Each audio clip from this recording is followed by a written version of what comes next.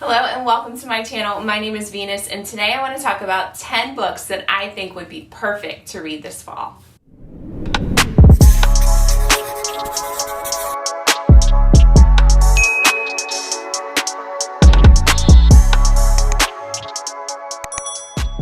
So as you can see, I have already started decorating. Fall has already started in my heart, so even though it's 1,000,000 degrees outside, I'm ready. I'm ready for the pumpkin spice lattes and the crisp mornings and the leaves changing and the pumpkin picking and the hay rides and the Renaissance Festival, all the things. I am ready. So I wanted to put a list of books together that I think would be perfect reading this fall. I've read all of these recently. Some of them I'm actually going to reread this fall because I love them so much. So let's jump right in. So obviously there's loads of books that we could read this fall or during spooky season. These are just 10, like I said, that I've read recently. And of course, this list would be incomplete without Stephen King books. So the first 3 are actually Stephen King books that I've read that I think would be perfect to read this fall.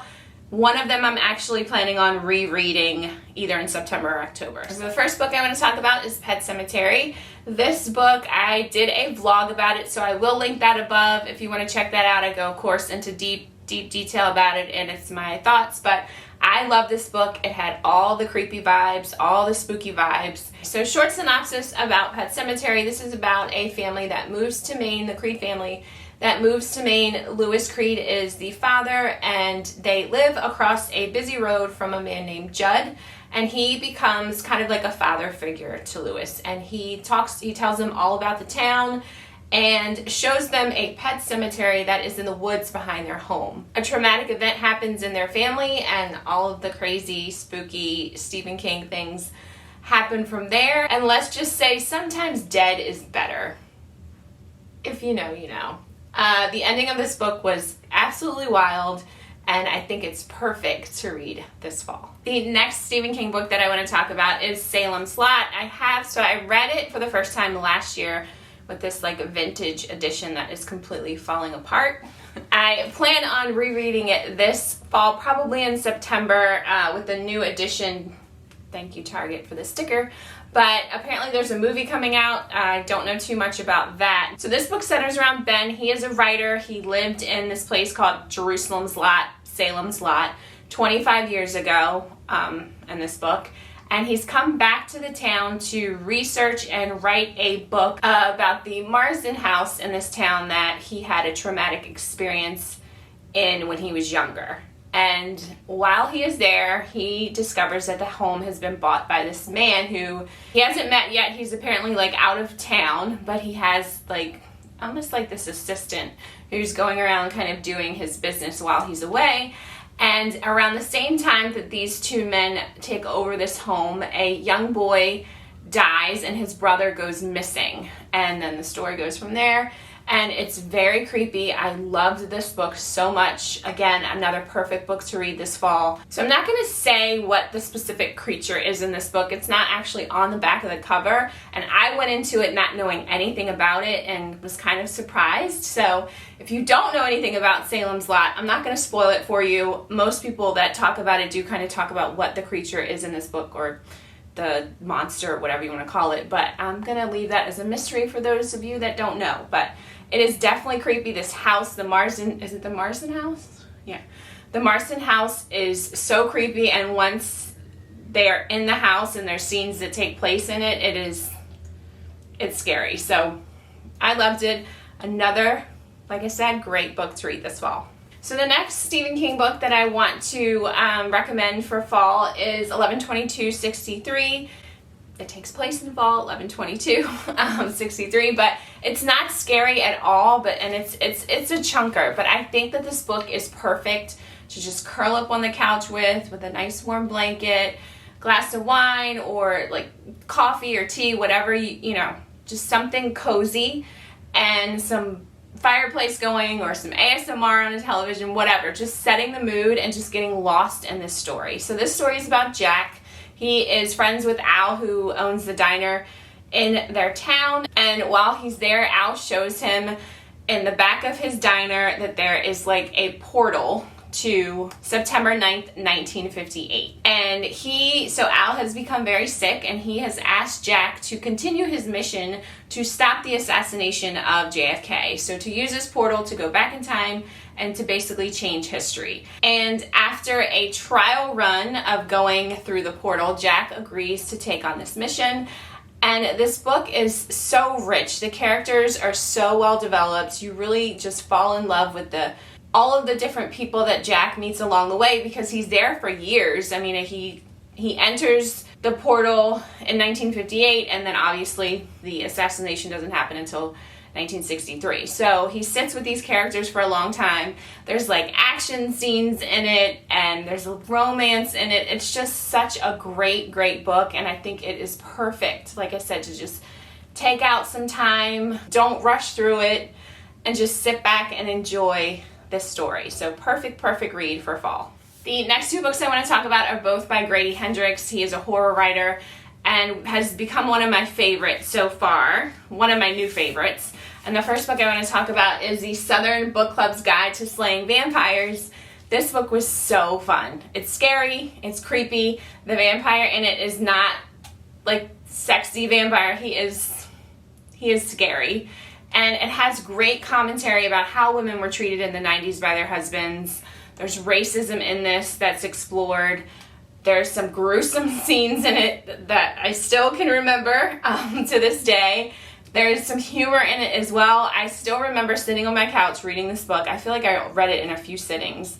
And in the very beginning, one of the main characters, she's doing her mom stuff with her kids, and one of the kids does something. He somehow injures himself, you know, the way kids do. Nothing serious. But the way that Grady Hendrix wrote that scene, I laughed on my couch for like 10 minutes, and my husband and daughter were looking at me like, what is wrong with you? But it was so funny. And I do plan on rereading this in September or October, not sure when, and I'm interested to see if I laugh again at that same part. So great book. The next book by Grady Hendrix is My Best Friend's Exorcism. Let's take a moment to absolutely appreciate this 80s vibe cover. I love it so much. So this book obviously takes place in the 80s. Actually, each chapter is named after a popular song in the 80s, so it's definitely fun times with that. And it centers around Abby and Gretchen and their lifetime friendship, mostly centering around the year that Gretchen becomes possessed by a demon. And it's fun.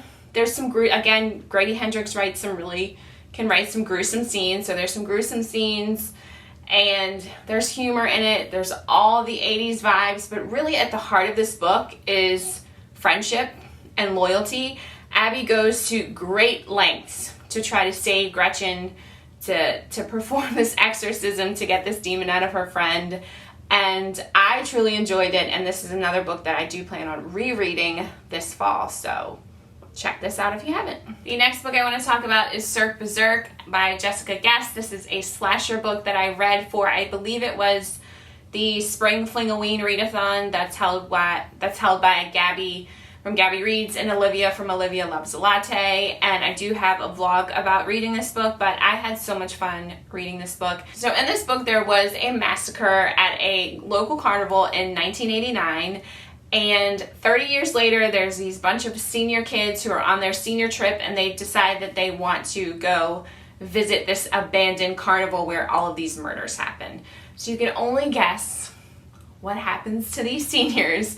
But what I loved about this slasher is it kind of does a cool twist on a very common trope in a lot of like slasher horror movies. And it also has a really good backstory to the killers that are in this book. It is not, it's a slasher, so it's not very deep. Of course, there's going to be corny parts to it, but I still had a great time reading it, and I think it would be perfect to read if you are into slashers and want something gory to read this fall. Another gory book that I want to recommend is The Troop by Nick Cutter. Trigger warnings big time for this one. This one has body horror in it, and Nick Cutter is very good at his descriptions, so don't read it while you're eating. But this book is about a group of kids that are part of like this kind of Boy Scout type troop, and they go on a 3-day camping trip in the wilderness, and while they're there, this man kind of shows up, and he is emaciated. He is saying that he's starving, and all kinds of craziness happens, and again, lots of body horror. It will freak you out, but it was very, very well written. It kind of reminds me of The Lord of the Flies and the dynamic between these boys as all of these horrific things happen, and how they're fighting over, you know, who's going to lead and power, and also trying to save themselves from this thing that the man has brought with him to this camping site. So read at your own risk, but I think it's a great book. A lot of booktube has talked about it, but I definitely agree that it's a perfect, creepy, nasty, gross, gruesome book to read in the fall. And the next two are actually going to be romance books. One is kind of light and fluffy, and the other one is kind of a dark horror romance. So the first one is the Ex Hex by Erin Sterling. This one has a lot of mixed reviews on Goodreads, but I love this book. I had so much fun with it. And basically it's about this witch named Vivian, and she's heartbroken. She's drunk one night and she's with her cousin, you know, just being heartbroken and upset at this man who broke her heart. And they decide to perform this little like fake ritual, not taking it seriously. And 9 years later, the gentleman that broke her heart comes back, and they discover that she actually did curse him. So it's a cute, fun ride. This book is so atmospheric because it takes place in this town in Georgia that goes all out for their fall festival and Halloween, and it's set in that vibe with witches and magic and a little bit of romance, and perfect read if you just want something lighter, fluffy, not scary to read this fall. This also has a sequel coming out. So the second book, called The Kiss Curse, comes out on September 20th. So perfect timing to start to read this book, and then you can jump into the second one. I think I'm going to reread this too to freshen up my memory. So highly recommend this one. The next romance I want to talk about is Her Soul to Take by Harley Laroux. This is a horror romance, dark romance book. So this book is about Ray. She is a ghost hunter, and she finds out she is being stalked by a demon named Leon, who was once owned by this like cultish group, and a relationship develops between the two of them because they're trying to basically fight all these different things that are happening. There's like woods in the monsters, and there's woods in the monsters. There's monsters in the woods, and I really enjoyed this book. I think I read it in like 2 sittings one Saturday. Didn't even realize it's a trilogy now that I looked it up, so I have to finish the other 2 books, but I can speak on the first one. It was a great, great dark horror romance. Please look at trigger warnings because there are quite a few of them, but if you want something a little spookier and creepier with some paranormal elements and some romance, I highly recommend this book. The last book I want to talk about is a classic. It is called The Halloween Tree by Ray Bradbury. It was actually my first Ray Bradbury book that I ever read. I believe it's considered middle grade, but it is about these group of 8 kids it takes place on Halloween night, that are getting ready to go trick-or-treating, and they are supposed to meet their friend at a haunted house in the town, just outside of the town. As they're waiting for their friend to meet them at this haunted house, they instead meet this creepy guy named Mr. Moundshroud. I think that was his name. And they discover that their friend is missing. So he takes all of these kids on this like creepy journey back in time to discover the story of Halloween and to find their friend. This book is kind of weird. It's definitely different. It's a classic, so the writing is definitely something to get used to, but it's a quick book. I feel like it was only like 150 pages. I actually think I read this, listened to this on audiobook in like within a couple hours. But I think it's so perfect. It sets the atmosphere for Halloween, and if you've, ever gone trick-or-treating or have taken your kids trick-or-treating, you will definitely get those vibes from this, because it's all about these 8 kids who are excited to go trick-or-treating and talking about what they're wearing, and then their friend goes missing, and then it's just a really cute little journey on the history of Halloween. So that's my last recommendation. Let me know in the comments below, have you read any of these? Do you have some other books that you think would be perfect for fall? I know you do, because there's an endless amount of books that we could read for fall. Please drop them below, because I'm creating my fall TBR and I would love to read some new books that you guys suggest. As you can see, I have a wide mix of genres in the spooky season that I don't mind reading, so definitely would love to hear your thoughts. As always, thank you so much for stopping by. If this is your first time, please hit that like and subscribe button, and I will see you guys again soon. See ya.